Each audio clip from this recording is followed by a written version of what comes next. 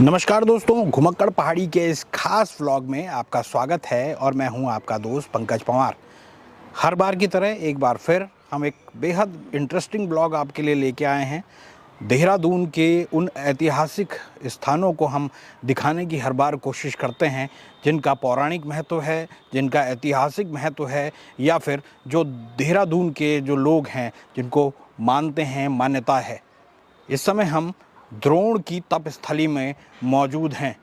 कभी इस स्थान को चंद्रवन कहा जाता था और आज आप मेरे सामने देख सकते हैं, ये गौतम ऋषि का आश्रम कभी हुआ करता था।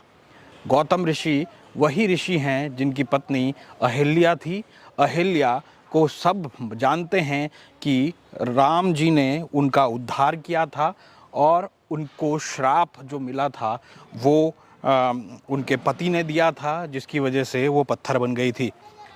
तो गौतम ऋषि ने इस स्थान पर 12 साल तप किया था, जिसके बाद यहाँ पर कुंड भी साक्षात कुंड यहाँ पर गंगा माँ जो है वो अवतरित हुई थी और पश्चिम मार्गी गंगा जो है वो इस कुंड में साफ तौर पर नज़र आती हैं। तो द्रोण नगरी में गौतम ऋषि की तपस्थली है। यहाँ उल्टी गंगा बही थी। तो अगर कहा जाए तो ये एक प्राचीन स्थान है। ये जो प्राचीनतम स्थान है, यहाँ पर आप ये देख सकते हैं 2 कुंड हैं। एक ये कुंड है और एक इससे आगे कुंड है। आगे वाला जो कुंड है वो उसको गौतम कुंड के रूप में माना जाता है। और हालांकि अभी ये बेहद साफ़ सफाई वाला तो नहीं है, लेकिन जिस तरीके देखा जाए, आप ये देखिए कि कैसे गंगा यहाँ पर अवतरित हो गई। और ये तमाम चीज़ें जो हैं वो आपको देखने में, यहाँ पर देखिए खुद लिखा हुआ है कि यहाँ पर प्राचीन पवित्र कुंड का पानी देवी देवताओं को चढ़ाया जाता है, इसलिए यहाँ पर नहाना, पैर धोना, वो तमाम चीज़ें नहीं हैं। आप देख सकते हैं गंगा माँ की आरती यहाँ पर की जाती है। और मान्यता ये है कि ये गौतम ऋषि का साधना स्थल है चंद्रबनी। इसको चंद्रबन जो अगर कहा जाए तो स्कंद पुराण और जो तमाम जो पुराण हैं उसमें इसको गौतम ऋषि की तपस्थली और चंद्रबन के रूप में भी जाना जाता है। स्कंद पुराण में केदार खंड में आप देख सकते हैं। इसके बाद जो मान्यता है कि ऋषि गौतम के आह्वान पर लगभग पूरे जो नदियां हैं वो उत्तर दिशा की तरफ बहती हैं, यहाँ पर पश्चिम दिशा की तरफ बहती हुई आई। और ये कुंड जो है ऐसे ही यहाँ पर नहीं आया। ये कुंड जो है वो गौतम ऋषि इसमें स्नान कर सकें, इसलिए गंगा यहाँ पर अवतरित हुई। इसकी भी एक कहानी है। अगर कहा जाए तो कहा जाता है कि जो अहिल्या और गौतम ऋषि जब किसी जगह से आए तो यहाँ पर वो एक चंद्रवन, क्योंकि ये बेहद घना वन हुआ करता था, तो ये जो चंद्रवन था वहाँ पर वो रहते थे। अपनी बेटी अंजनी वही हुई जो हनुमान की माँ थी, यानी अंजना माँ, उनको अंजना के रूप में जाना जाता है। तो गौतम ऋषि और अहिल्या से जुड़ी जो कथा है उसके तहत इन जंगलों के बीच में अहिल्या अपने पति के साथ, गौतम ऋषि के साथ यहाँ रहा करती थी। और रोज़ जो गौतम ऋषि थे वो पूजा करने 4 बजे जो है वो हरिद्वार जाया करते थे। उस समय कहा जाता था कि 2 पग में ही हरिद्वार पहुँच जाया करते थे। लेकिन जिस तरीके से इंद्र भगवान ने जो उनके साथ छल किया, 2 घंटे पहले ही चंद्रमा को 2 घंटे पहले ही दिखा दिया गया कि वो 2 घंटे पहले ही चले गए और सूर्य को दिखाया गया कि वो निकले। तो उसको देखते हुए जो मुर्गा था या फिर मोर था, उन्होंने जिस तरीके से आवाज़ दी, क्योंकि उसी आवाज़ से उस समय उठा करते थे। और जो ये कहानी है उसके बाद जो गौतम ऋषि हैं वो 2 बजे ही हरिद्वार तक पहुंच गए थे और वहाँ पर फिर जब उनको पता लगा और गंगा को पता लगा तो गंगा यहाँ पर अवतरित हुई। और इसके अलावा जो गौतम ऋषि थे उन्होंने अपनी पत्नी को श्राप दिया, उन्होंने चंद्रमा को श्राप दिया। और अगर यहाँ आप देख सकते हैं बाबा बालकनाथ का मंदिर है, योगेश्वर महादेव मंदिर यहाँ पर मौजूद है। आप देख सकते हैं बाबा बालकनाथ जो है वो गोरखनाथ जो उससे जुड़े हुए हैं। और इसके अलावा देखा जाए तो जो कहानी है उसके तहत जो अहिल्या थी वो पाषाण भी, उनको जो शराब मिला था वो भी यहीं पर मिला था। जो ऋषि थे, ऋषि गौतम ने यहीं पर उनको श्राप दिया था और उनके श्राप के बाद वो पत्थर बन गई थी। और आपको याद होगा कि भगवान राम जब वन में निकले थे, जब उनको वनवास हुआ था, तो भगवान राम जब वनवास में निकले तो उनको बीच में जब अहिल्या का जो वही जो पत्थर रूपी स्वरूप मिला, जब उनके अंगूठा उन पर पड़ा तब उनका उद्धार हुआ। तो ये उद्धार जो है, उद्धार करने की जो बात है, अब ये योगेश्वर महादेव मंदिर है वो आपको सामने दिखाई दे रहे हैं। ये भी एक मंदिर यहाँ पे बनाया गया है। इसके अलावा अगर देखा जाए तो जो प्राचीन गंगा माता गौतम कुंड यानी गंगा माता का मंदिर, क्योंकि गंगा का कुंड यहाँ पर मौजूद है तो इसलिए यहाँ पर गंगा माता का भी यहाँ पर एक मंदिर बनाया गया है।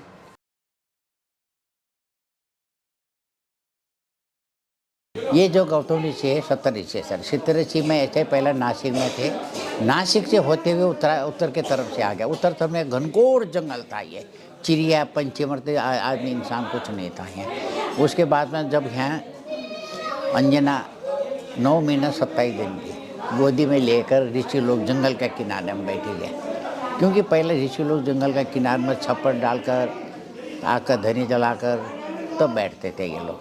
तो यहाँ बैठते बैठते एक दिन इंद्र राजा था। इंद्र राजा ने कहला कि मृत्यु लोग में सबसे सुंदर स्त्री कौन है। उसने कहने लगा कि चंद्रमा ने कहा मुझे, सूर्यदेव भाई मुझे पता नहीं, मैं तो सुबह जाता हूँ शाम को हो जाए, मुझे कोई पता नहीं। और चंद्रमा हो गया आप सबको पता है, मैं राजा हूँ आप बताइए। तो मजबूरी करते समय चंद्रमा ने बताया गौतम ऋषि की अहिल्या वहाँ चंद्रबन में था। ये चंद्रबन में हो तब कर लिए। गौतम ऋषि भी उसको देखा कैसे जाएगा। उसने कहा ठीक 4 बजे नहाना जाता है हरिद्वार। तो यहाँ से अपना योग से जाता था, दो कदम में श्री हरिद्वार अपना योग से गया, योग से आ जाते ही। तो एक दिन उसने क्या करा, चंद्रमा को कह दिया तुम मुर्गे का आवाज़ दे। उस जमाने में घड़ी घुरी कुछ नहीं थी, चिड़िया पंछी इसी हो जाए थे। अब 70 तारा होता ना, ठीक टाइम में हम 12 बजे वहाँ होता ना, इस टाइम में 12 बज रहा है। 70 तारा 7 तारों से। तो उसने जब मुर्गे का आवाज़ दी, करेक्ट मुर्गा 4 बजे आवाज़ देता था, तो 2 बजे आवाज़ दे दी तो गौतम ऋषि हरिद्वार पहुँची गए।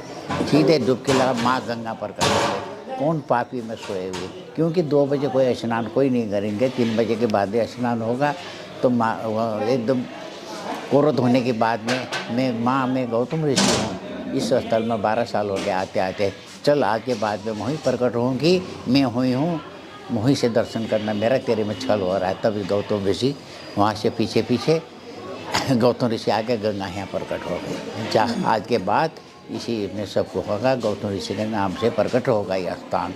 तो यहाँ आते समय तो गौतम ऋषि ने पूछा अपने घरवाली से यहाँ कौन आया था, तो चुप बैठी गई। किसी देवता से प्यार तो नहीं करता, उसने कहा चुप बैठी गई। फिर उसको खुद अंजना को पूछी, हाँ माँ तो किसी से बात तो कर रही थी, पता नहीं क्या बात है। तो गौतम ऋषि और क्रोध हो गया, जा मुझे आज शराब देता हूँ माँ।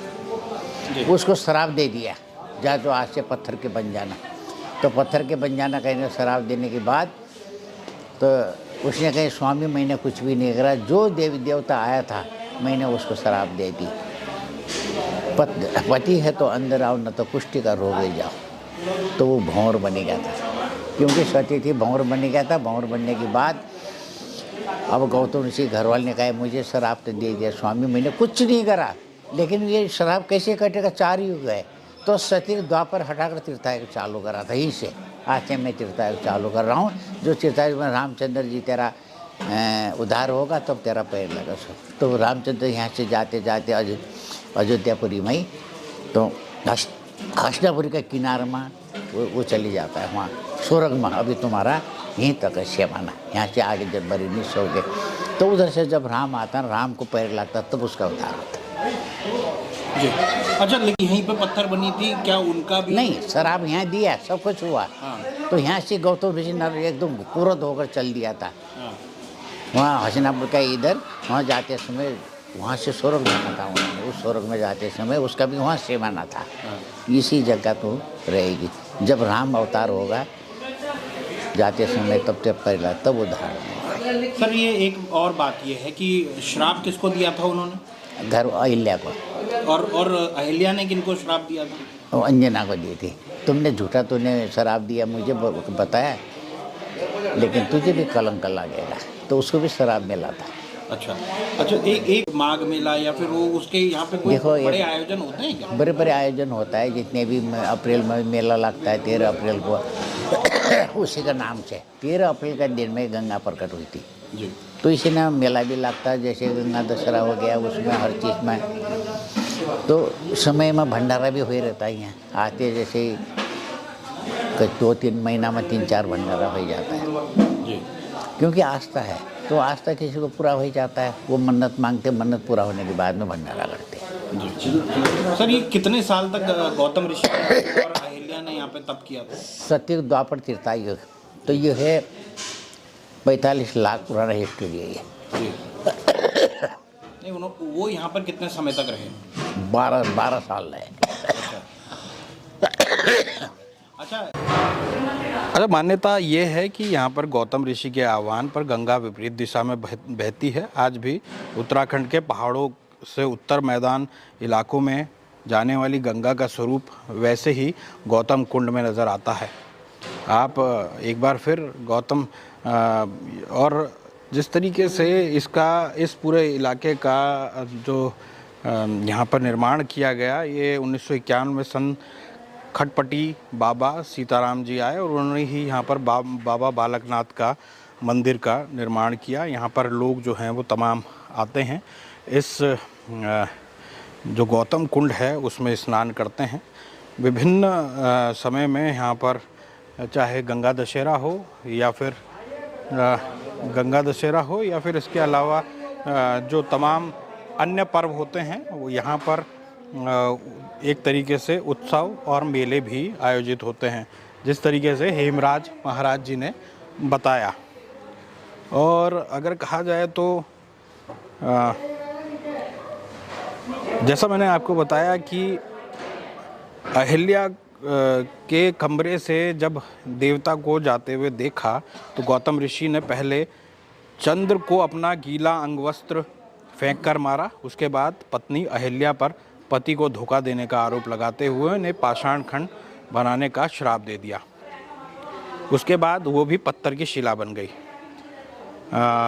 चंद्र के धोखे के बाद गौतम ऋषि के लिए ही गंगा विपरीत दिशा में जाकर चंद्रबनी से निकली है, जिसे आज गौतम कुंड के नाम से जाना जाता है। यह गंगा के पानी का रंग उसी तरह समय समय पर बदलता दिखता है, जैसे हरिद्वार या ऋषिकेश में होता है।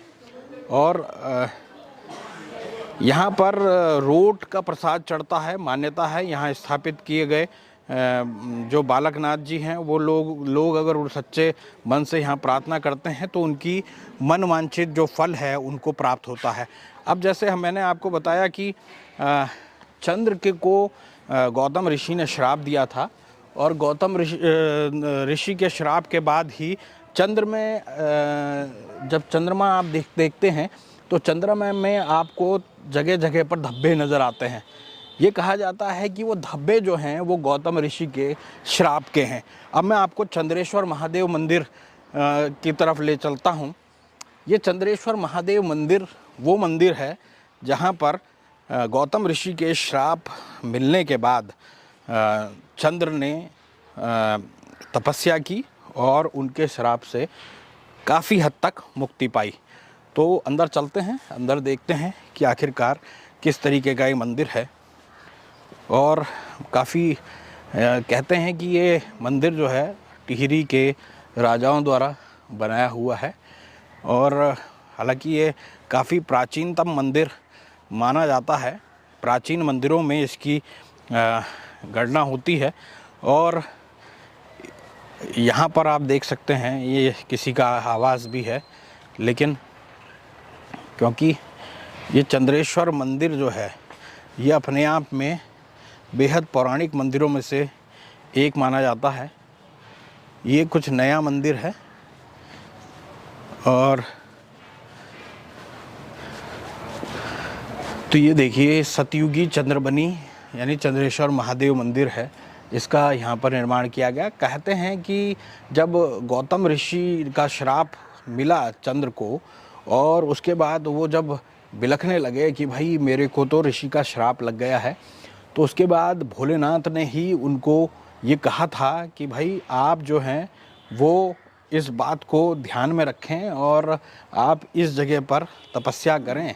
और उसके बाद इस जगह पर तपस्या करने के बाद ही ये लगभग 12 साल यहाँ पर चंद्र ने तपस्या किया और उसके बाद ही वो श्राप से मुक्त हो पाए, वरना उनके ऊपर जो तमाम धब्बे थे वो बहुत ज़्यादा क्रूप उनको बना चुके थे। ये नंदी आपको दिखाई दे रहे हैं सामने, आपको ये चंद्रेश्वर महादेव मंदिर सामने आपको दिखाई दे रहा है।